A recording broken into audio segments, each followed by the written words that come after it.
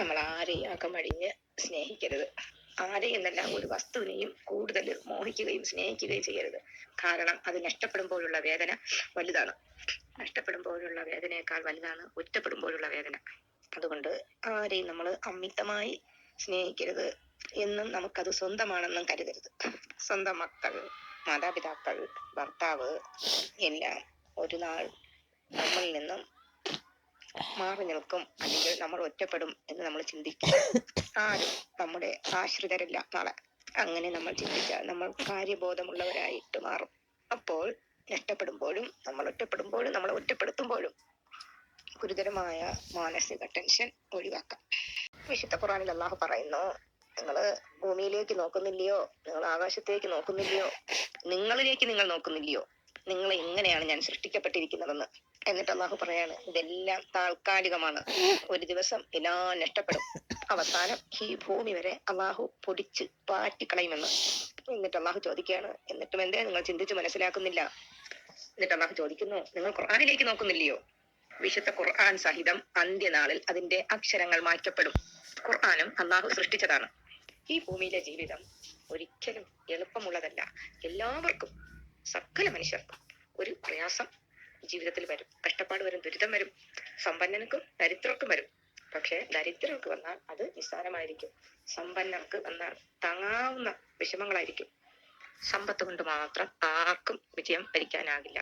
എന്നാൽ സമ്പത്ത് ആവശ്യം ആണ് താനും. എന്നാൽ സമ്പത്ത് നമ്മളെക്കാൾ താഴെയുള്ളവർക്ക് അവരെ സംരക്ഷിച്ച് നിലനിർത്തിയാൽ ആ സമ്പത്ത് കൊണ്ട് നമുക്ക് മനസംതൃപ്തിയും സന്തോഷവും ലഭിക്കും.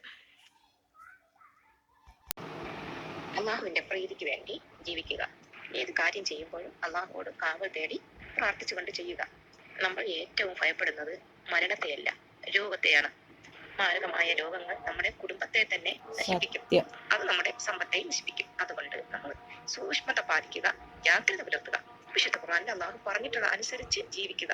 ഭക്ഷണത്തെ പറ്റി പോലും വിശുദ്ധ ഖുർആനിൽ അല്ലാഹു പറയുന്നുണ്ട്, നിങ്ങൾ ഇന്ന ഭക്ഷണം കഴിക്കാൻ പാടില്ല എന്ന്. ഉത്കൃഷ്ടമായ ഭക്ഷണം കഴിച്ചു കൊള്ളുക എന്നും അമിതമാകരുതെന്നും അമിതമായ എന്റെ ശിക്ഷ നിങ്ങളിൽ വന്ന് ഭവിക്കുന്നതാണെന്നും വിശുദ്ധ ഖുർആനിൽ രണ്ടിടത്ത് പറയുന്നുണ്ട്. ആദ്യ പിതാവായ ആദം നബിയോടും അള്ളാഹു പറഞ്ഞതാണ്, ഈ മരത്തിൽ നിന്ന് നീ ഭക്ഷണം ഭക്ഷിക്കരുതെന്ന്, ഈ കനി ഭക്ഷിക്കരുതെന്ന്. മനുഷ്യൻ ആർത്തി പൂണ്ടവനാണെന്ന് വിശുദ്ധ ഖുർആനിൽ അല്ലാഹു പറയുന്നുണ്ട്.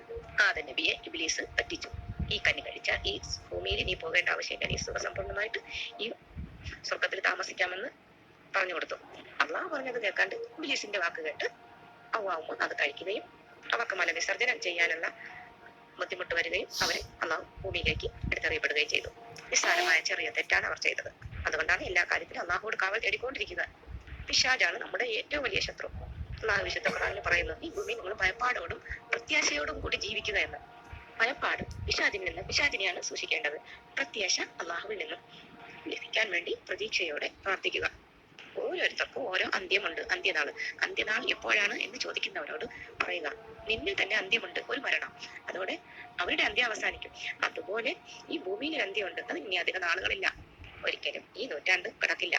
അത്രയ്ക്കും ഗുരുതരമാണ് ഈ ഭൂമിയിലെ അവസ്ഥകൾ. എല്ലാവരും ജാഗ്രത പുലർത്തുക, സൂക്ഷ്മത പാലിക്കുക, അള്ളാഹുവിൽ ഭയപ്പെട്ടുകൊണ്ട് ജീവിക്കുക.